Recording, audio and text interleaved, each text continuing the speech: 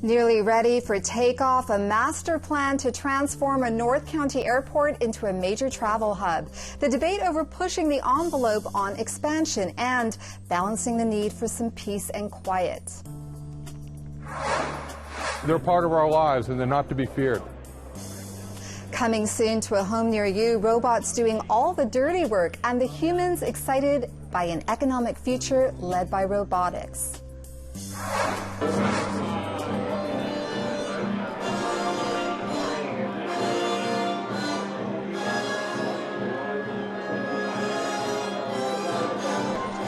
When the stormtroopers come marching in, San Diego fans of a galaxy far, far away will be on the edge of their seats. The box office record's already blasted away by the new Star Wars movie.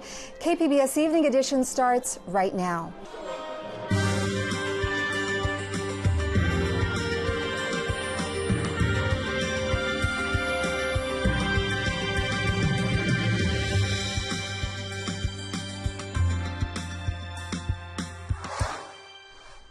Good evening. Thanks for joining us. I'm Amitha Sharma.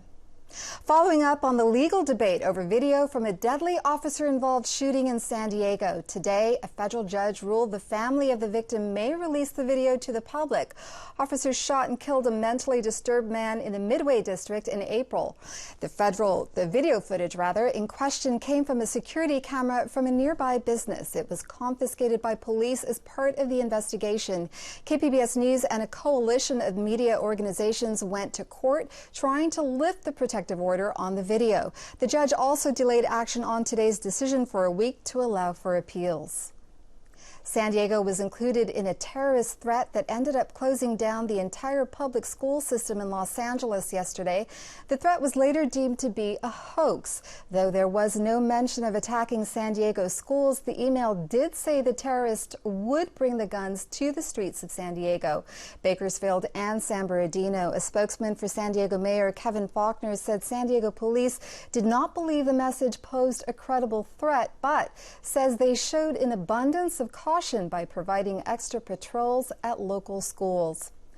Offering his support and condolences, President Obama will meet Friday with victims' families of this month's mass shooting in San Bernardino.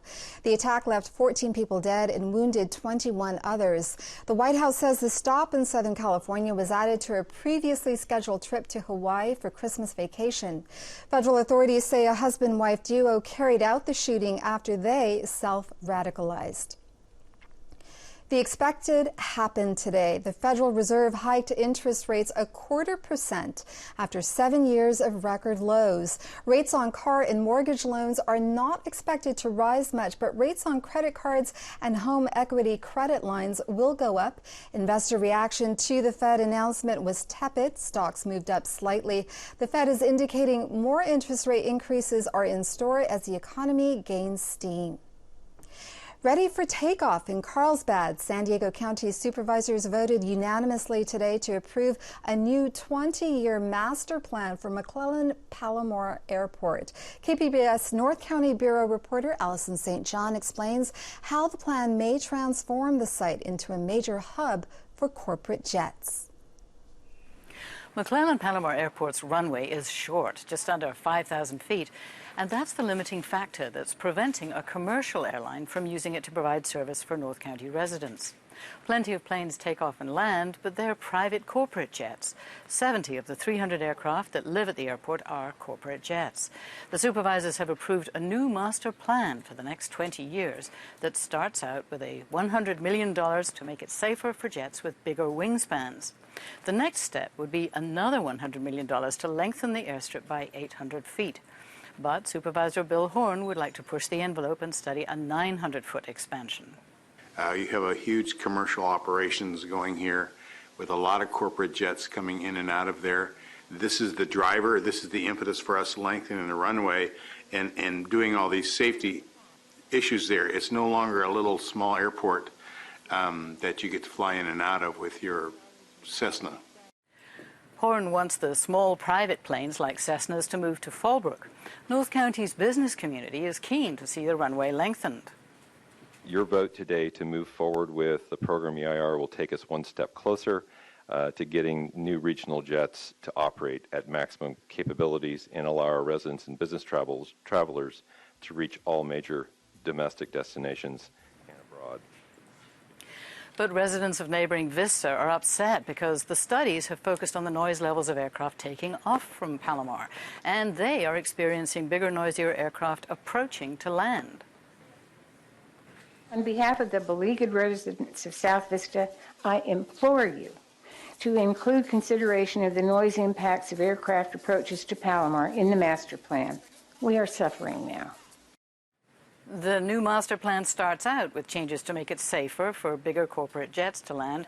Could be years before the money is found to lengthen the runway so public commercial flights could offer service. Alison St. John, KPBS News. California is getting mixed reviews from a prominent environmental group that's been assessing efforts to deal with the state's punishing drought. The Natural Resources Defense Council looked at 5 areas. The survey found state officials successfully promoted urban conservation and water recycling. The state fell short in efforts to encourage agricultural conservation, stormwater reuse, and protecting the San Francisco Bay Delta. Sandag is trying to find out who still needs a ride as it looks at the grants for specialty senior transit in a series of public meetings. KPBS reporter Steve Walsh has the timeline on when new programs may hit the road to help out. They're needing more help.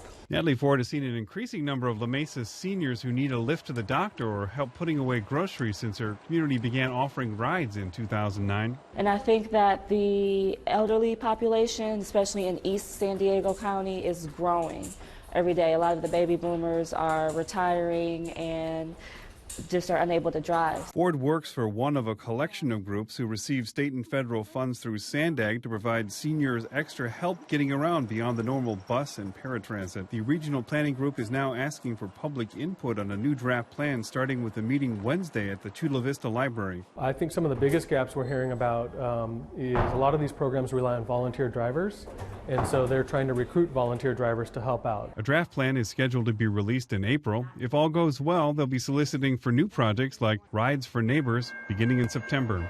Steve Walsh, KPBS News. The Salvation Army is asking San Diegans to help them do the most good this holiday season. The organization is extending its Christmas toy drive until next Tuesday. It needs nearly 10,000 more toys before distribution ends next week. My daughter's already right now, Mom, can I open it? Can I open it? She's going to be, especially seeing all this stuff, she's just not going to know what to say. Then Salvation Army hopes to fill up almost 20,000 stockings for kids in need. California added almost 350,000 people over the last year, bringing the state's total population to just under 39.1 million. Most of the growth came from what's called a natural increase, 507,000 births and 245,000 deaths. The rest came from migration. California added 145,000 people from other countries and lost 61,000 to other states. California continues to be the nation's most populous state. Waiting for you outside grocery stores and malls. Signature gatherers are out in force this month, working on petitions to put a complicated measure on San Diego's ballot. KPBS reporter Claire Tregeser explains what exactly the gatherers are asking you to sign. As you hustle in and out of grocery stores and shopping centers this holiday season, you may encounter someone asking this. Petition to help keep Comic-Con in San Diego. Is that really what the petition is for? Comic-Con officials don't think so. They released a statement last week that specifically says signature gathering will not keep Comic-Con in San Diego. So what's going on here? I'll try to break it down. The petition is for a ballot measure called the Citizens Plan for the Responsible Management of Major Tourism and Entertainment Resources. It's proposed by environmental attorney Corey Briggs and former city councilwoman Donna Fry.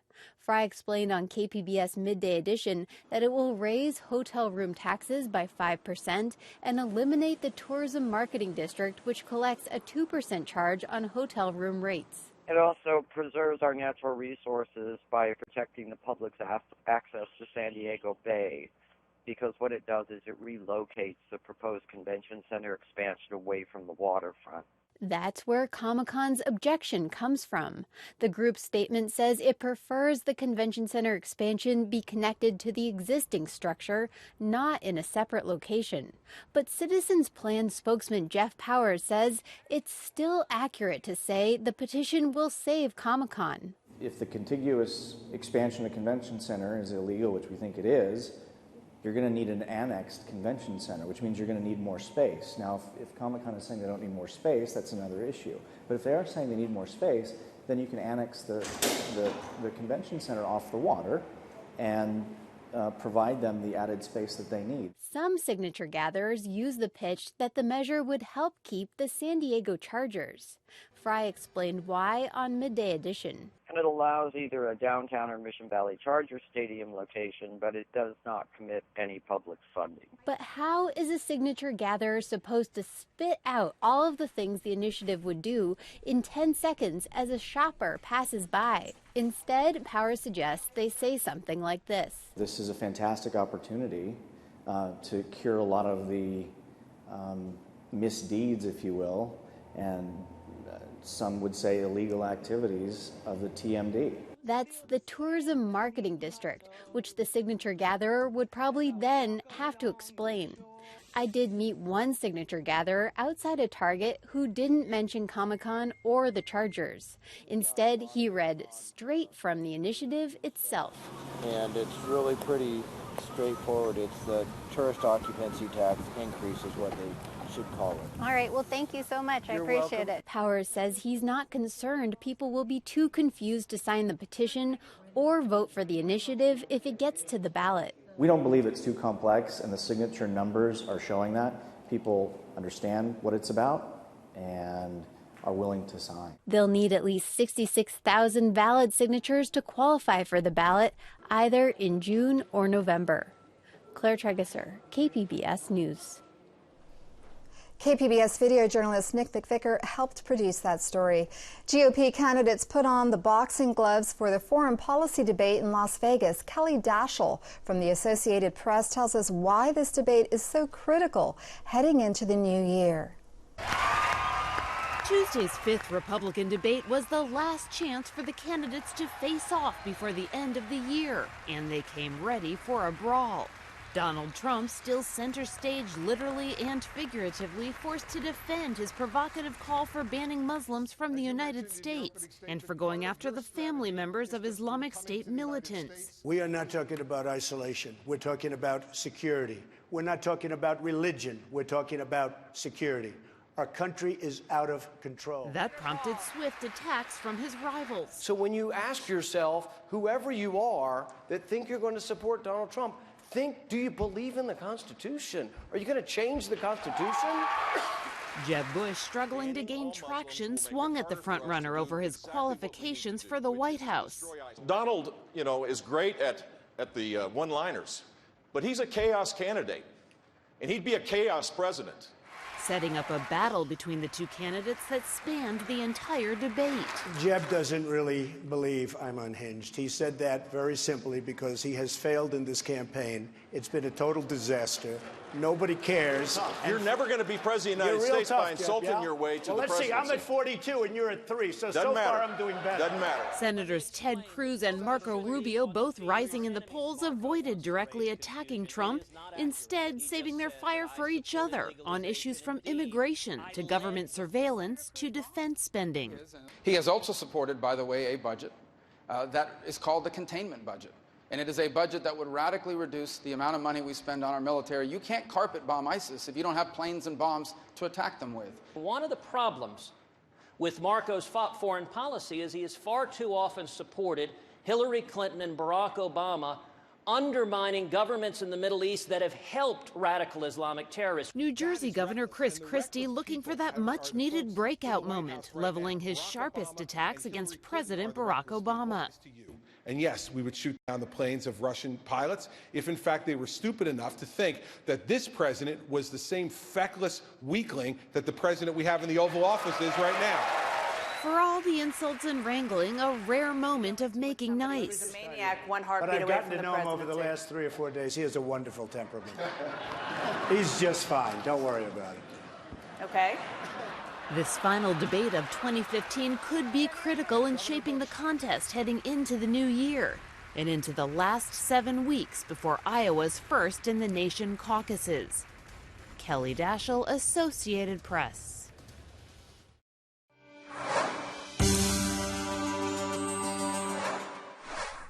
On the health desk, a new study finds a small subset of doctors should not be blamed for the nation's epidemic of prescription painkiller abuse. From our North County Bureau, KPBS health reporter Kenny Goldberg tells us researchers say a majority of physicians are contributing to the problem. Researchers looked at 2013 Medicare data to find out which doctors were prescribing prescription painkillers like OxyContin. Their study found these drugs are prescribed by a broad variety of providers, including family practice doctors and nurse practitioners. Renate Lev is an emergency room doctor at Scripps Mercy Hospital. She says medical education needs to change. I've been a physician for over 20 years, and the first thing I was told when I came out of training is that you're not doing enough for pain. And now we're finding out that what we are taught is wrong. Nearly 19,000 Americans died from a prescription painkiller overdose in 2014. That represents a 16% increase over the previous year. Kenny Goldberg, KPBS News. Giving them a reason to get up every morning and connect with the world, a special relationship between HIV patients and man's best friend. Associated Press reporter Martha Irvine shows us what happens when dogs heal. A dog can be a friend, a loyal guardian. And for these people, all of them HIV positive, a dog's companionship has been healing in some way. Just do what you're doing. These portraits tell the stories of HIV positive people and the dogs who help them cope. He's seen me through some of my darkest days, some of my happiest days, and he's definitely my right hand and my shadow. The photo project, called When Dogs Heal, began with the deeply personal and unexpected story of Dr. Rob Garofalo and his dog, Fred. People sometimes think I'm a little crazy about my dog, and I am, but I'm not exaggerating when I say he saved my life. So every day I wake up and I owe him. Garofalo is head of the adolescent medicine division at Lurie Children's Hospital of Chicago, where he's treated HIV-positive youth and other patients for years. But the disease took on a new meaning for the doctor when he himself tested positive for the AIDS virus in 2010 after he was sexually assaulted. Garofalo got Fred a year later, hoping to pull himself from depression and thoughts of suicide, and recalls how his mother immediately noticed the dog's impact. My mom was like holding him and telling him that he was a miracle because he had brought her son back. Garofalo says Fred gave him a reason to get out of bed and reconnect with the world. Eventually, he started sharing his story to raise funding for AIDS charities. Now he's found others who want to do the same, including Daniel Cardenas, an HIV-positive Chicagoan who says his dog Loki has helped him beat addiction. He's really a symbol for me, a symbol of hope, of promise, of a future. Despite that hope, going public can still be daunting. Stigma persists. But these owners say their dogs, Fred included, help give them courage to face it. Martha Irvine, Associated Press, Chicago. Sunny, mild weather on tap for San Diego, and a warming trend may be on the way. Molly Cochran explains in tonight's KPBS weather report.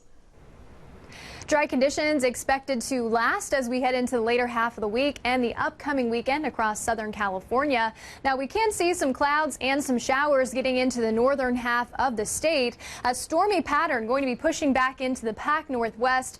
That'll bring in a few impacts to Southern California as we head into the later half of the weekend and into the early half of the week. So over the past 6 hours, radar and satellite very quiet across San Diego County, and Chula Vista will stay clear for tonight. Alpine also looking good. Shouldn't have any weather-related delays if you're traveling home from work near Oceanside and into Ramona. Now here's a look at our overnight lows. Pretty seasonable for this time of year, if not a few degrees below average for tonight in San Diego. We should be coming in right around 48 degrees, looking at a low tonight at 44. So still going to be needing those jackets as we head into tonight.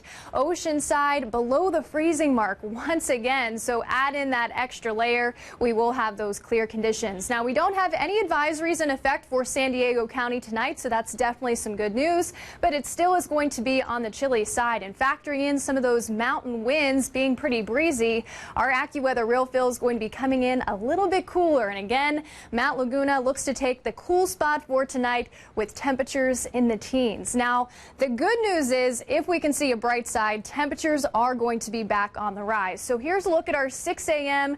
headed out the door Thursday morning, probably back to work. Right where we should be in San Diego, pretty seasonable across much of the region. Those temperatures also going to be warming up into the afternoon, near average for this time of year. But look at what's coming. By the time we head into Friday morning at 6 a.m., temperatures in the mid-50s. So it is going to start to feel a little bit warmer and a little bit better across Southern California, including San Diego County. Here's a look at Friday afternoon. Temperatures along the coastline getting back into the 70s. So some warmer air going to be punching into the region. 56 expected in Mount Laguna. So also feeling warmer across the inland regions as well. As we take a look at our 5-day outlook across the coastline, Thursday, Friday looking pretty good. Some cooler air moves in for the weekend. We'll also be looking at an increase in cloud cover by the time we head into the early half of the week, and that's associated with that stormy pattern farther off to the north. Dry conditions going to stay in place across the inland regions, and we will have temperatures in the 70s by Friday. Mountain regions also going to be warming up for the later half of the week. As we take a look at the desert regions, an increase in cloud cover coming our way by Saturday. Back to you. Someday soon, driverless cars will be on California roads. But first, the state has to make sure they're safe. Today in Sacramento, the DMV held a public workshop on regulating self-driving cars. The manufacturers want to do it themselves, but consumer advocates say that's not enough. They are faster than us, they are stronger than us, and they are here now. KPBS reporter Matt Bowler says robotics is a growing part of our everyday lives, and he introduces us to the humans who say that is a good thing. Well, they're here, they're at this show, and they're part of our lives, and they're not to be feared. Richard Erb, executive director of the Robo Universe Robotics Conference at the San Diego Convention Center, is optimistic about the future. According to Robotics Trends, 13% of households will own a robot by 2020. Erb says the future is now. We're really at the forefront of an emerging industry that's, in the very early cycle of its growth. Humans shouldn't be afraid of robotics, Erb says. Machines are doing jobs people don't want to do or shouldn't do. There's a lot of different things I can be doing in this world, in manual labor, dull, dirty, dangerous type jobs. Robots are filling that void, and I don't think that's necessarily a bad thing. What makes a good robot? The ability to function autonomously. But really what makes a robot is it can act, it can avoid, it can alter its path, it can think and respond to its environment. Erb is excited about a bright economic future led by robotics. Because these are the hottest areas of robotics development and growth over the probably next decade. For Erb, the future is led by humanity, but built by robots. Matt Bowler, KPBS News. Thousands of showtimes are already sold out for this weekend's opening of Star Wars: The Force Awakens. KPBS film critic Beth Accomando checks in on the year's most eagerly anticipated film. Star Wars: The Force Awakens had its world premiere on Monday in Los Angeles. The event stretched for 4 blocks and 2 theaters. It brought out an army of stormtroopers, droids, and celebrities, including Star Wars creator George Lucas and director of The Force Awakens, J.J. Abrams. Lucasfilm president and San Diego State University alumna Kathleen Kennedy reflected on the film's long-lasting popularity. It's pretty amazing to think that George created this almost 40 years ago, maybe even a little bit longer, and people have just stayed with it. It means something to them. People are looking forward to seeing the movie with their families, experiencing it with friends, I mean, there just aren't a lot of things in our culture these days that really allows for that, so it's really nice. The Force Awakens has already shattered all pre-sale ticket records. But Fandango, the online ticketing company, says theaters are still adding new show times, so there's hope that you can buy tickets for the opening weekend of The Force Awakens. Nothing will stand in our way. I will finish what you started.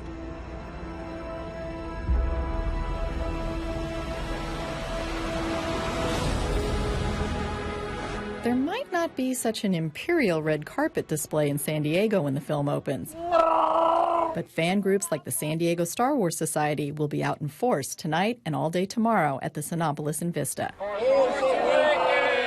Beth Accomando, KPBS News.